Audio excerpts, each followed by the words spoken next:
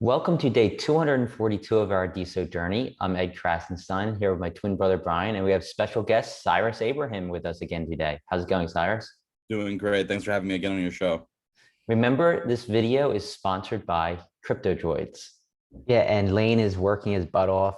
He was actually in the Discord last night and he's saying how he has to hire some people just because there's so much to do and he has so many plans. So it's awesome. They have their drop tomorrow at 8 p.m. Eastern time in Clubhouse. So check that out. Yeah, Lane and is awesome. I just want to add that. yeah, and we're gonna be talking to you in a little bit about some NFT projects that you're helping out on the platform, and there's some really good ones coming up as well that Cyrus is involved with.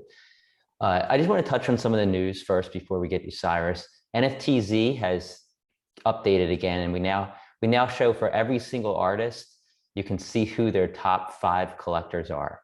And if you view the stats on an artist's page, you're going to be able to sort those stats. You can sort like buys and sells, and you can also sort by text in the body of an NFT, which is something really cool. Like if you want to search for certain text within an NFT, you can do that. So be sure to check that out. We have some more changes coming in the days ahead, so we're excited about that. Also, yesterday, we noticed that Mercury has been verified on the platform finally. He's been so big for the platform. You want to talk a little bit about that, Brian, about what happened? Yeah, well, Mercury, we've known him since pretty much the start of DeSo, maybe slightly after it started. He's been doing so much for the platform, whether it's with NFTs, his music. He's onboarding so many people. He was one of the kings of referrals. He was onboarding so many people, and he has so many great connections that he's just waiting to bring over once DeSo kind of becomes what he hopes it will. I know Cyrus, you've met him in Tampa. And I went to his hometown in Asheville, spent a couple of days with him. So he's a close friend. I'm very happy for him. Yeah, he's awesome. And Natter actually replied to Mercury's post. Mercury was just kind of saying, I've been here forever. Like, what does it take to get verified? And Natter kind of wrote back and apologized. And he said, but he made a post that kind of makes us think a little bit about what's coming, because he kind of teased something. And his post read, "We've been in a code freeze in anticipation of our next big announcement. But once we're through that, you'll see verifications and many other features get upgraded." And then he went on to thank Mercury for all he's done. But we've been in a code freeze, and that's something I don't think any of us really knew about. But it says once we're through that, you'll see verification. So big announcement coming, and verifications are going to be coming soon too. I don't know what to make of it. Yeah, and something I like to see is that Natter's replying to people now, and I think that over the weekend and late last week, Tropics Dylan, he actually kind of called the team out and said, "Hey, you guys got to communicate better." And I know that what Tropics is doing, he's trying to get some events going around DeSo. And I think that what he's trying to do is awesome. And I'm glad that Natter's now replying to him, replying to Mercury. It shows that he cares. I know he has to be overwhelmed right now. So much going on. So, I mean, you can't totally fault the core team. There's only a few people. It's what, like 11 people, I think, in the core team. So I think as we move forward, they're going to try and get better at this, and I'm happy to see it. And I'm happy to see what Tropics is doing as well as Mercury. I think they both have a ton to offer the community. Yeah, and I think part of the reason why Natter's been able to reply to both Tropics and Mercury is because Cloutfeed over the weekend introduced some new features for notifications, which make it really, really easy to see when somebody's mentioning you. So, you can now see when somebody mentions you, somebody replies to your post, and it all pops up on your smartphone as a notification, as a push notification. So I think Natter is really utilizing that. It's so important too. We need notifications like that, and that's what's going to drive repeat traffic. You're going to retain the user when they're getting notifications. Hey, Cyrus just wrote to me. Let me go back to DeSo and see what he said. So I think that's super important that that Cloutfeed's doing that. I'd like to see other notification systems spring up on other nodes as well. But this is definitely a good start. Yeah. Have you used Cloutfeed notifications recently, Cyrus? If you're asking me, no, I have not used it since the change. I need to go today check it out. I haven't either. I told myself I'm going to check it out this weekend. You can share our experiences later. I don't have them set yet, but I mean, I saw the screenshots that they posted. It's really awesome. You can see when somebody makes a repost of your and repost clouts you, and when they mention you. And I mean, that's important, I think. If somebody's mentioning you, want to know without having to scroll through all of your notifications on the app itself. But overall, I think that's a good change. So Tyne discovered something yesterday on GitHub, which is really interesting. I think, and that's that Red Hat party submitted a DIPS, which is a SIPs that used to be clout improvement proposals. Now it's DeSo improvement proposals. But I had a discussion with M. Van Halen about this morning, and it looks like it's a proposal for a hard fork. And by hard fork, I mean big changes that are essentially making it a new blockchain. You know, it's going to be a new blockchain if this proposal gets approved.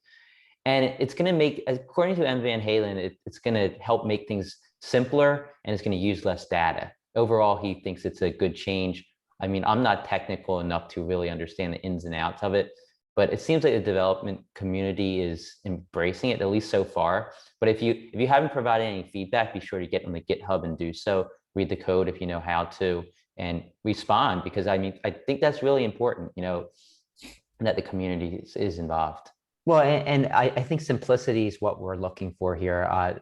If we're looking to ultimately expand to a 1 billion user blockchain, you're going to need simplicity, especially since this is an infinite chain where you can have tons of data for under each user. So we need to have it as simplistic, as data unintensive, and as easy to develop on as possible if we want that to happen. And I think this is probably the start of kind of scaling. Yeah, and one final thing before we get to Cyrus, it appears as though the Octane Fund, Alex Velatis and Natter, are setting up meetings with the developers who are getting the funding. And these meetings appear to be taking place sometime between the end of the middle of this week through Monday and Tuesday of next week. So there could be some big news as far as development goes in the coming, I'd say, week or so. So I think we should be excited about that. Yeah, definitely. So let's get to you, Cyrus. I know you're working on working with several artists on several projects. Tell us about what you're doing.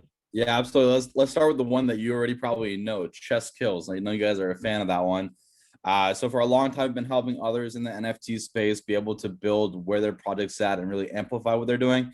And I thought it was time that I do something. Now, when I wanted to do my own NFT project, I wanted to do something that we haven't seen before. You know, a lot of things on chain, their profile photo, their avatar, collectible series. But ever since Maybeam and Nader said that we can now have MP4s as videos, we saw a couple come out on chain, but they're all priced at, for example, 20 to 50 to 100 DeSo. Now, that doesn't really help the gateway open for a new sect of art to really come on chain, because a lot of people, you can't just bridge from here to here if that's not what's mainstream. So we wanted to come out with an MP4 collectible project, which is the first of its kind, also at a very affordable price of 2 DeSo first bid. And they're essentially MP4 fight scenes, a cross between Sparta with the guy kicking someone down the hole versus Harry Potter, where you have animated chess pieces that are fighting each other. The whole concept is super cool. It's going to be, imagine like if you've played these games, you know, Soul Calibur, Mortal Kombat, there's going to be different characters, different arenas. It's going to be super cool. We're airdropping customs. So like, for example, if a guy holds 2 of our fight scenes, he can sit with us for a Zoom on an hour and design the fight scene of his dreams. And we'll realize it, and he can bid on it and own it. And then these fight scenes will segue into being whitelisted for Gen 2, which is going to be generative. So we're really excited for where that project goes. What did you guys think of the scenes when you first watched it? I love them. Like I don't know which one I like best. I like the snow one. I think that was really cool. It's just like so unique and so different.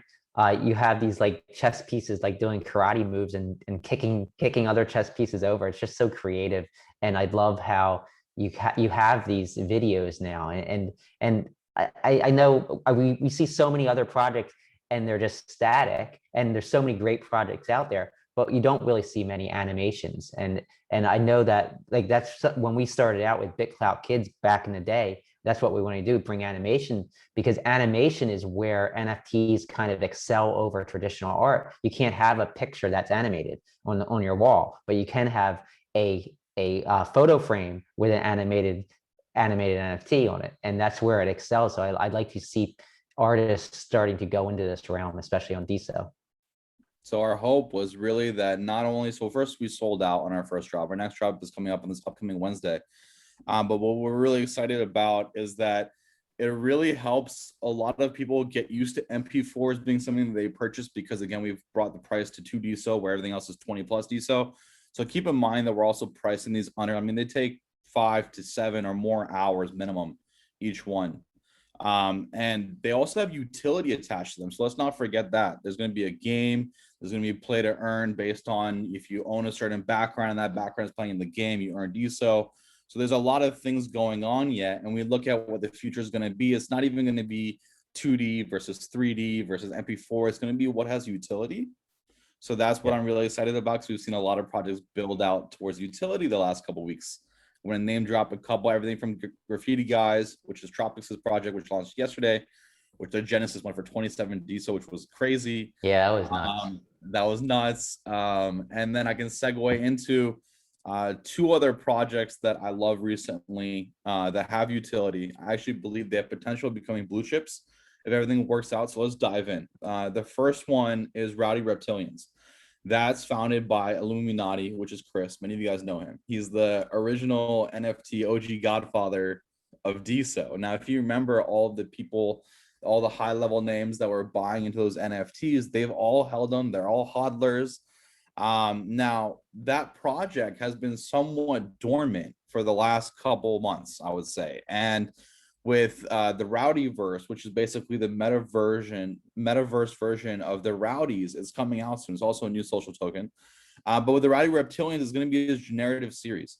So if you own any of the previous Rowdies, even the politicians, any of those, I think it's about 60 total Rowdies, you're going to be able to get whitelisted for the generative version of Rowdy Reptilians. That's awesome. We own one. What did you say? We own one, so that's awesome. There you go. You're set. Now, once you get your Rowdy Reptilian Gen 2, then you're going to be able to use that character as a skin in the game. Imagine skin selection, and whichever Rowdies you show, instead of being grayed out, they'll be illuminated. That's awesome. Play in the Rowdy, so the whole thing's super excited. And I think, honestly, it has more staying power. People won't like me saying this, but it has more staying power than Spookies and Pirates. Let me tell you why. If you go look at Chain Surf, the secondary on Pirates and Spookies have gone down. There's maybe one trade that goes off every other day. And they're at low volumes in terms of DeSo. Why is this? Well, even though they were touted as staying power, they'll stand the test of time, and Nader backed them. The biggest issue I have with those projects, and I think a lot of people have, is one is they don't have any utility. Outside the appreciation of art, what am I doing with the art? Now, Rowdy Reptilians is going to be the first, well, let me pause here. Octoposse was the first generative with utility. Okay, they have like a $60,000 prize pool. If you haven't bought an Octoposse, octoposse.art, check it out. But segueing back, Rowdy Reptilians is going to be the second generative project with utility, but instead of it being a 60K prize pool that any collector can win, essentially you're going to be able to utilize those NFTs in the metaverse, and where he takes that, we're all excited to find out. So, Sounds boys, pretty are cool. you excited to grab your Gen 2? Yeah, I love the idea, and I was talking to Chris about this, I guess a couple weeks ago. He was actually on our show, and we had a discussion about them beforehand, and I'm really looking forward to them. I really am. And I agree, utility is important. And I think that's what Nader wants to see. He wants to see utility, whether it's utility with the art or just utility in that you're auctioning off an NFT that has utility by itself. But I agree. Maybe Spookies and Pixel Pirates, maybe they will add utility in the future. Hopefully they do. I think that would be awesome. But yeah, I keep saying utility, because that's where we're headed. I think the future of the NFT space is headed in that direction. Yeah, and I mean, I don't know if I agree 100% where, like, you know, this is gonna make Spookies and Pixel Pirates, you know, kind of dwindle away. Because I think in the NFT space, you know, things die out and they come back. And I think a good example would be if you look at the CryptoPunks and the Bored Ape Yacht Club and the Ethereum-based NFTs. You know, CryptoPunks had this special value in collectors' minds. They don't have utility, but they have this special value just because they are the CryptoPunks. And then there's a Bored Ape Yacht Club, which does have utility. And, so I think they fit into their own categories. And I think that's going to be kind of the case here on DeSo as well, especially for the early ones like the Spookies and Pixel Pirates. And Well, see, I hope for all the collectors in those projects, I hope that's true. And I also believe, just to make sure everyone's on record here, I'm not saying Spookies and Pirates won't do well. I believe when they do come out with future generations, if they do, either way, like you're saying, it may be dormant, then it'll resurface. So yeah, and we don't know, we don't know what the future of We DeSo NFTs are. We can only guess. It's all speculative. But like, I love what you're doing, Cyrus. I think you're like all over the place, all over the NFT space, and you're like the NFT king here on DeSo, I think. And you mentioned Graffiti Guys. We actually have their team coming on tomorrow. Amazing. If everything works out. I'm really excited about that project as well. I'm excited to host Clubhouse spaces for them. I've been talking to Tropics for a couple of weeks now, so it's going to be a great project. I want to segue into one more project, guys. This is, in my opinion, super underrated project that's just been moving and grinding behind the curtain. And I also believe it has a potential to be a blue chip. And many people could disagree with me, but Clout Cox, again, it's Clout_Cox.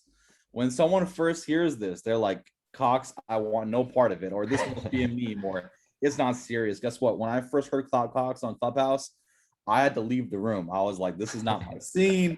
I don't know what this is about.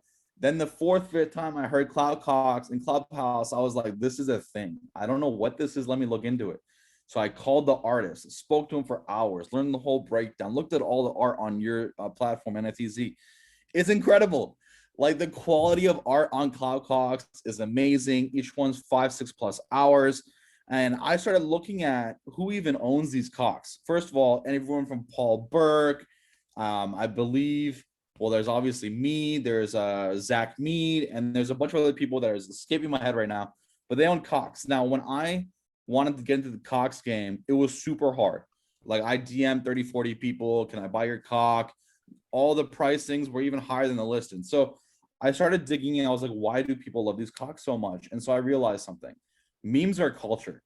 So when you have a brand that can permeate through many walls, even when we host Clubhouse rooms for Clout Cox, Solana and Ethereum guys pour in the room. We're all having Cox avatars, and they're all like, what is this thing? And they love it. And we've had people deposit Ethereum and Bitcoin live in their rooms to buy the Cox. We also, the Clout Cox creative goes in Twitter spaces every single day on stage to these Ethan Solana guys, and they're all loving the Cox.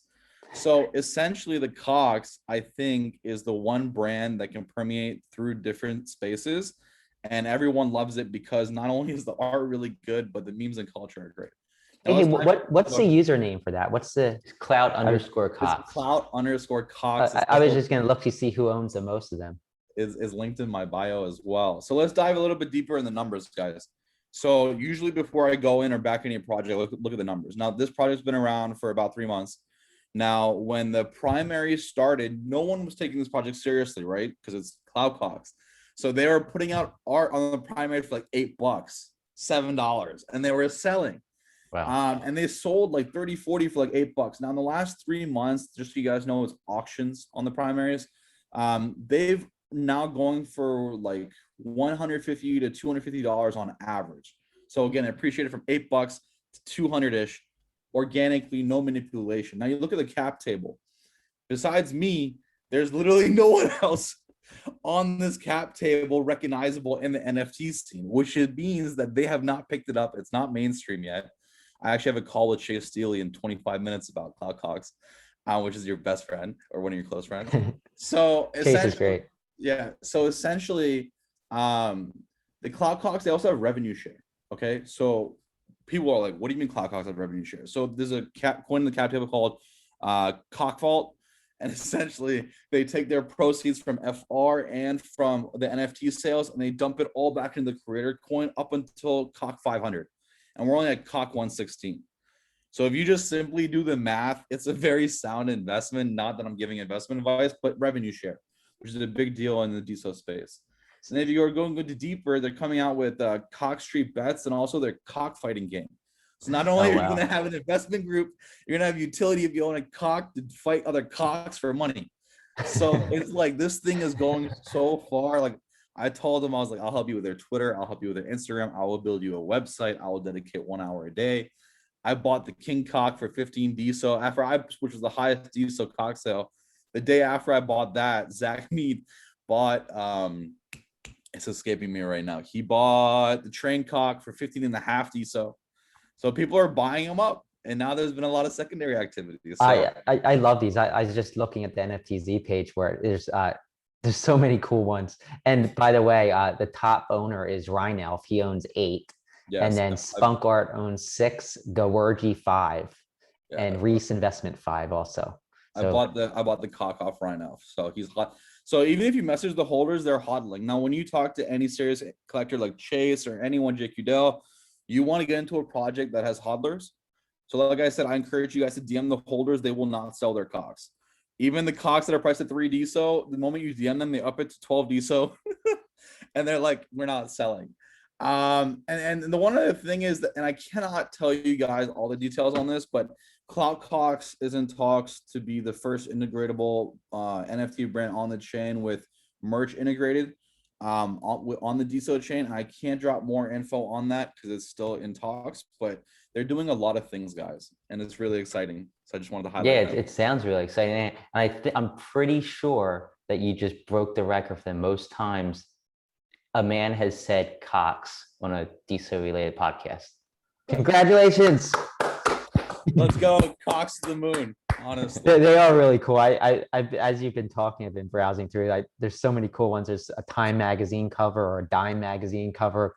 The rise of the cock. art is so creative. It's insane. It is. And the thing is, between the memes being culture with the multi-utility added, there's already 2 that I listed. There's a 3rd utility coming. I don't need to say much more, guys. This is a very exciting project. I like So the Cockfather. The Cockfather is pretty good too. There you go. Well, thanks, Cyrus. I think that wraps up day 242. Thanks again for coming on the show, and thanks for giving us an insight into the world of NFTs. And we'll see. Maybe Cloud Cox becomes one of the blue chips. We'll have to wait and see. Thanks for having me, guys.